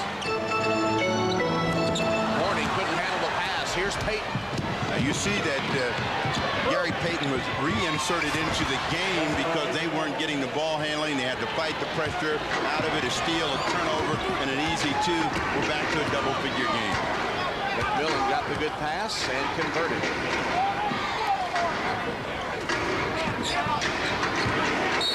Another Charlotte turnover. The turnovers have hurt them, but Gary Payton reads this one very nicely, and it's Nate McMillan strong to the hole before Hersey Hawkins can react. Well, Eddie Johnson made the tray, and then the next 2 possessions has thrown the ball away. I don't think anyone was expecting a pass from Eddie.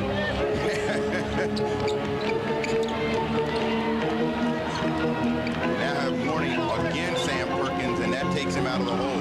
McMillan had a foot on the line. It wouldn't go anyway. Mourning with the rebound. Muggsy.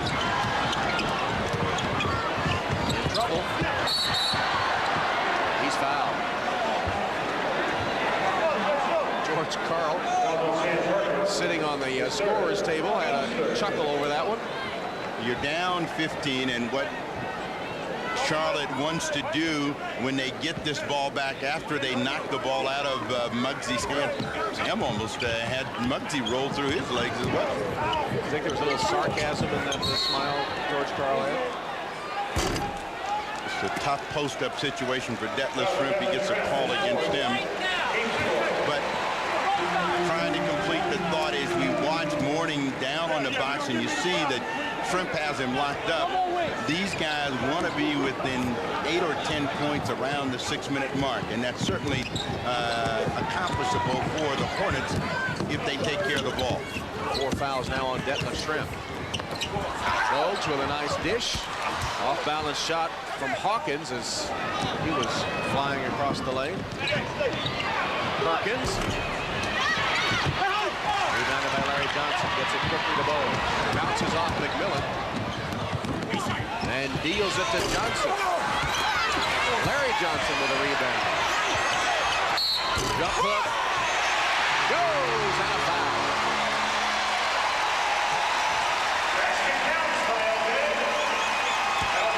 Larry Johnson doing it down in the pit. It's been difficult for Johnson to find an offensive rhythm, but he has been there to keep the ball alive, gets control of it, worms his way around. Now I have a chance for a 3-point play. He's only missed 1 free throw this afternoon. 16 points, 8 rebounds for Larry Johnson, the former amateur boxer when he was growing up in the city of Dallas. He looked like a boxer that time, feinting, sticking, jabbing, and finally getting the 3-point play. Payton had a screen, took it 1 step further to the outside and missed. Bogues! Beautiful play.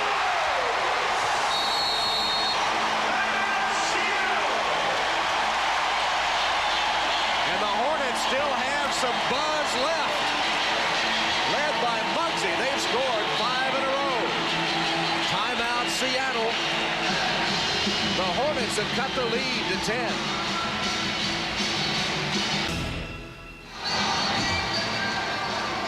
Super Hugo and the Charlotte Hornets mounting a little comeback. Meanwhile, at the Garden, Atlanta has taken control of the Celtics in the fourth, leading 90-77. Charlotte has cut the Seattle lead to 10 with 6:50 on the clock. Plenty of time for them to get back in, and they've got to have stops, and they've got to force the Sonics to shoot under pressure. And if they do that, then they have a chance to get something cheap. McMillan is short with that. Off the top of the backboard and out of bounds to Charlotte. They have a chance to cut it to single digits. There was the defensive presence of Alonzo Mourning. McMillan had the ball under the basket, but because Mourning was lurking there, passed it up, went outside and missed.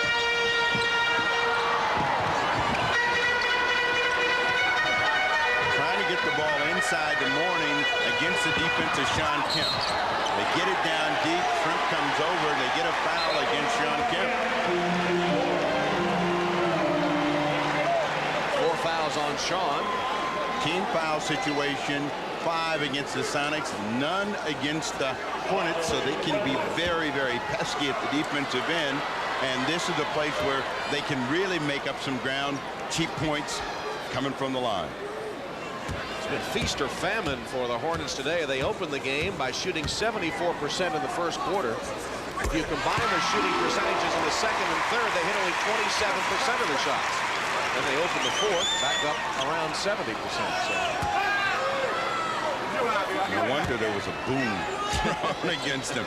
17-4 busted the game open, and now the Mourning and the Hornets trying to climb back uphill. Mourning, who leads the team in scoring, rebounding, block shots. And Larry Johnson with a rebound to the miss. Johnson has 9 boards. Well, they called 3 seconds. Mourning could not quite control that pass and had been camped in the lane, so the good rebound by Larry Johnson goes for 9. Pressure by the Hornets. That guy that was really big on Friday night in forcing turnovers was Hershey Hawkins in the passing lane. We'll find out whether he can have some impact at the defensive end for the Hornets. He's checking McMillan at the moment. Shot clock at 7. Around the horn to Askew with 2 to shoot. Mourning with another rebound. That's 10 for Alonzo. Double-double.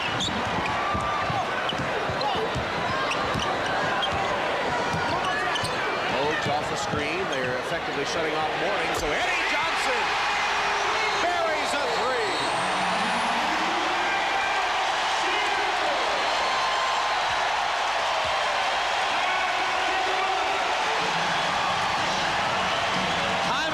Seattle. To only 6 with 5:33 left, just when it looked like the Hornets were out of it. Eddie Johnson off the bench for a couple of trays, and Seattle at once up by 18 now in a ball game. Eddie is running around saying, please, these are hot hands, and I can do some damage. He's got them right back in it, and they have fouls to give. They can be very aggressive at their end of the floor. Kendall Gill back in, and Vincent Askew sits down. Charlotte has scored 9 straight points. See, now in the last 4 possessions, they've been working against the clock every time. They're down to 6 again. Deep shot for Gill, a big one. The former Hornet stings his old club with a 3. And that pumps it back up into a 9-point lead. Eddie Johnson begging for the ball, and he shouldn't pass it. Every time he's passed it today, it's resulted in a turnover. He's much better just catching and shooting. He's 2 for 2 shooting and 0 for 3 passing.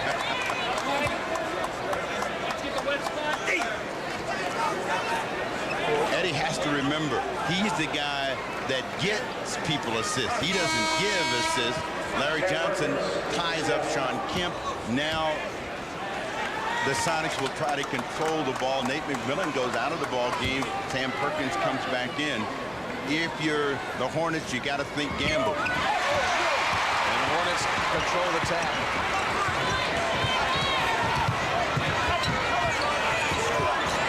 Lob it to Larry Johnson. Backside help defensively in the double team. Eddie Johnson is open in the corner. They found it. He got another. 3 times 3 for Eddie Johnson.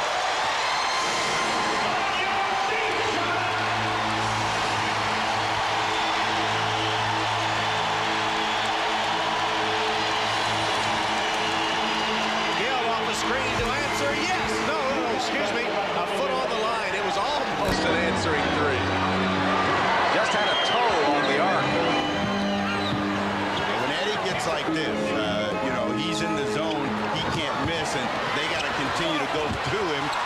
Mourning tries to force the issue and ends up turning the ball over. That is really what's hurt Charlotte this afternoon. Mourning trying to force it over a triple team. And Seattle took it away. Spin by Kemp. He finds Schrempel. Payton with the offensive rebound. Kemp whips it back outside. 3.5 to play.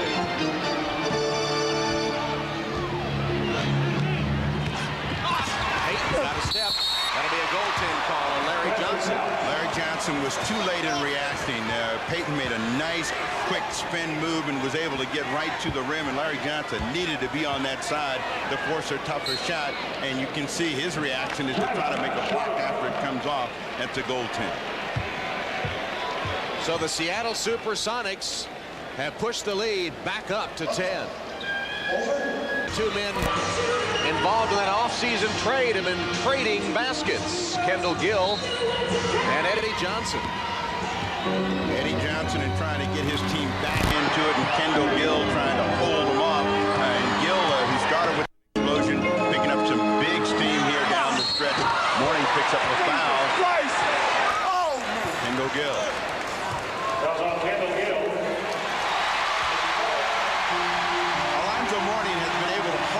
Position, but he hasn't been able to hold the ball. You can see him looking at his hand saying, you know, if with these hands I could just hold on to the ball, would have had a three-point play. Double-double for Zoe, who missed 15 games with a torn calf muscle, including the All-Star game. And Mourning is a very good free thrower for a big guy, and putting a little extra pressure on himself by missing the first. Trying to get that free throw rhythm down, because free throws could be very critical for Charlotte in trying to get back in this. Only 2 of 5, as you saw today.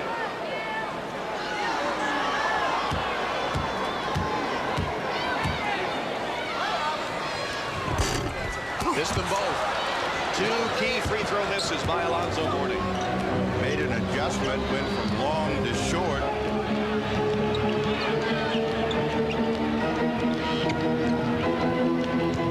Kendall Gill. Offensive board by Kemp.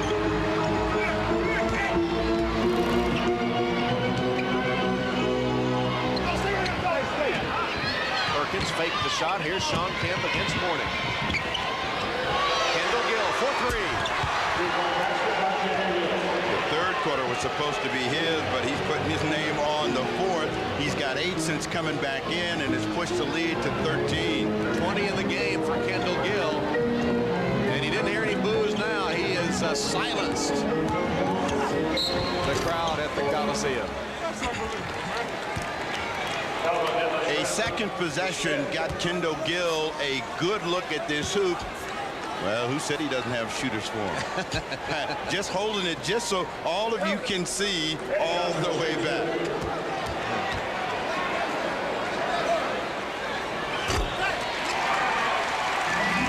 Eddie Johnson will have another.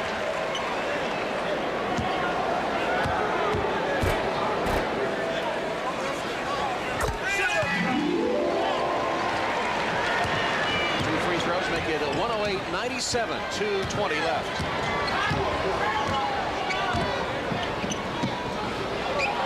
Schrempel against Eddie Johnson.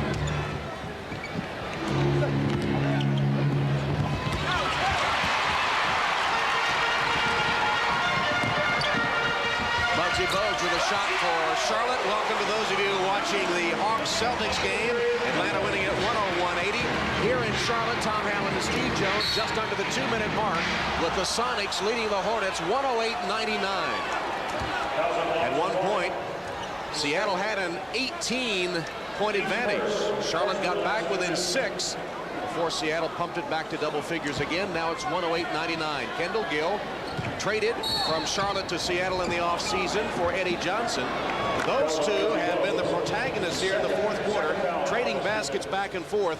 Kendall Gill with 20 points against his former teammates, and the last one of 3 was very devastating to the Hornets' comeback hopes. Eddie Johnson has had 11 in the quarter, so both of them have been big, and every time there was a chance for the Hornets to move a little bit closer. They turned the ball over, and Eddie Johnson was probably the primary guy in that situation. Every shot he's taken has been good. Every pass he's made has been bad. Gary Payton's had a big game for Seattle, and it's 110-99. Eddie Johnson misses that three off the side of the board and out of bounds to Seattle. That window of opportunity has slipped away from the Charlotte Hornets, and now they're in that miracle area where everything has to break right for them, and the Sonics have to go totally to sleep with 1:42 to go and a 110-99 advantage. They need to have pressure on the ball at all times, and you can't have these little touch passes coming in, and at the end of it, a foul. And this one has been wrapped up, and Kendall Gill now has time to talk to people on press row. Kemp with a no-look touch pass to Philly in September.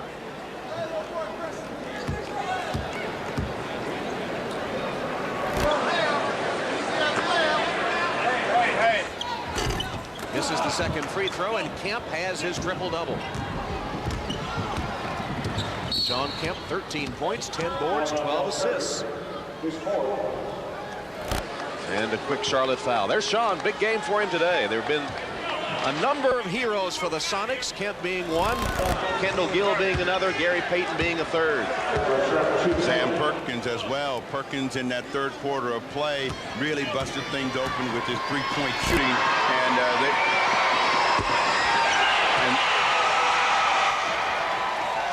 And they were able to really get control. As we take a look at the Eastern Conference, this is a painful loss for Charlotte. New Jersey was losers last night. They had a chance to pick up ground, and they don't. Atlanta wins to keep pressure on the New York Knicks, who are red hot. They're tied for the best record in the East. There's Del Curry from the outside. It's a 10-point game, but just a minute left. Curry commits the foul. Well, we talked about the Sonics being unknown perhaps around the country. In the great Northwest, sometimes their games are over before the scores can be circulated to the Eastern newspapers. They don't get on national TV that much. Sometimes people in Seattle, and I suspect some of the team, George Karl, bothered by their lack of recognition, by the lack of respect they feel, and perhaps they are on a mission. George Karl saying that this team, a young team, had some questions to answer, perhaps grow up a little bit. But making it to the Western Conference Finals a season ago, he thought they had matured and could take that next step to the finals this season. He said that would be what would finally earn them the respect that they don't get at the moment. Johnson falling down, hits his fourth tray of this quarter. Eddie Johnson was looking for a four-point play, but they didn't give it to him. They fouled again to stop the clock. Meanwhile, the Charlotte come back for that final playoff spot in the East. Is it possible, Steve, this will be only their second loss since the return of Larry Johnson and Alonzo Mourning? Is it too much to make up for them? There's a lot of ground to make up, and you know the reason that it becomes more difficult, you've got New Jersey who wants to make their second appearance in a row in the playoffs, and this is a team that they will play one more time themselves, and they know that they've got to have a breakdown from New Jersey or Indiana in order for that to happen, and you almost have everything work perfect for you, and it looked like they had it going when they were 5 out of 6 until they ran into the Sonics this afternoon, but they still have a chance to regroup on this homestand. Askew, 2 free throws, timeout Charlotte. Timeout comes with 51.5 seconds left, and the Sonics up by 10.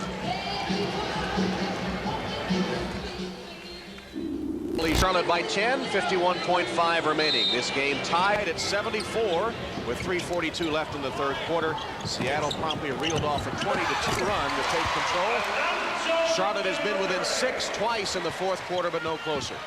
So the Hornets will play New Jersey twice, once up there, once here, and that will give them a chance to perhaps put a couple of more losses in New Jersey's column. But again, everything has to go perfect, and you can't have the balance that the Sonics have had against them. That's been the formula for success for the Seattle Supersonics all season long in compiling the NBA's best record. Balanced scoring. Listen to this. Payton had 29 points and 7 assists. Kendall Gill had 20 points. Sam Perkins had 20 points, hit 4 or 5 from three-point range. Dennis Shrimp had 14 points and 14 rebounds.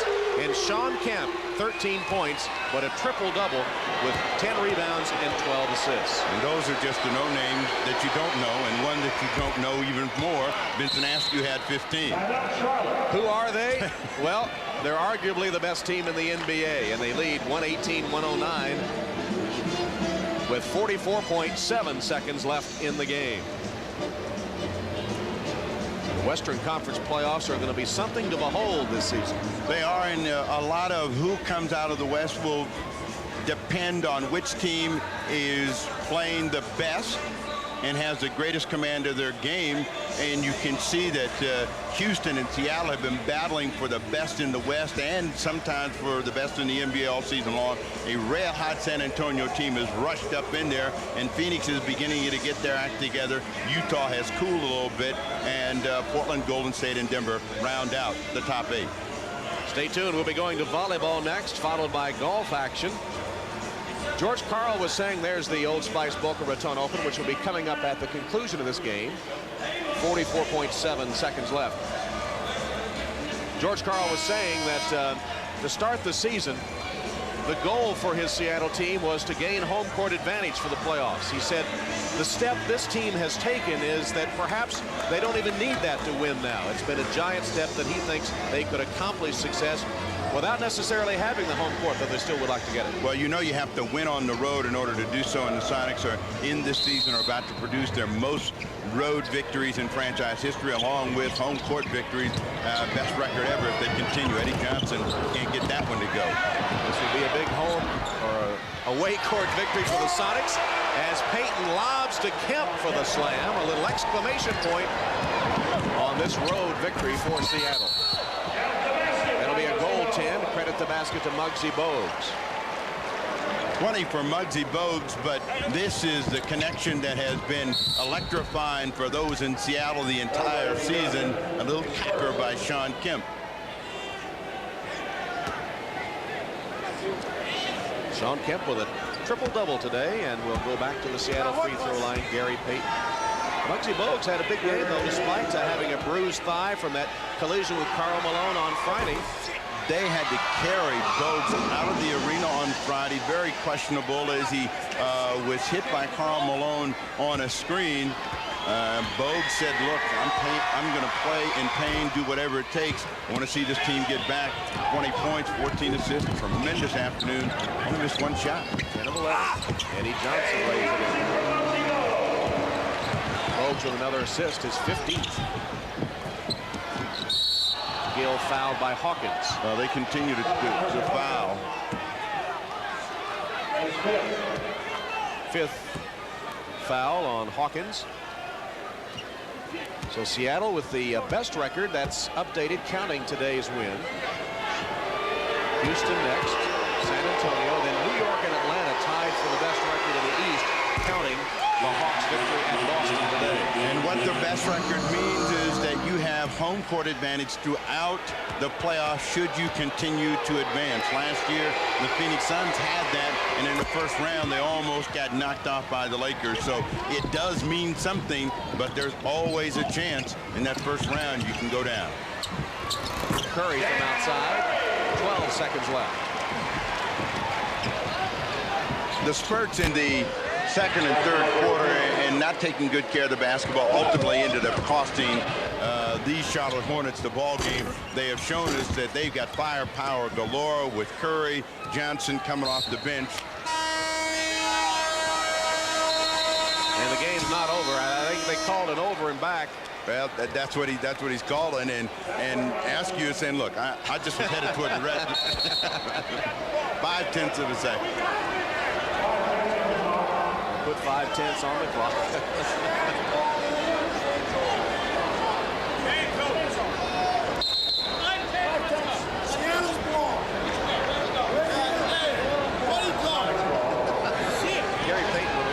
commentary on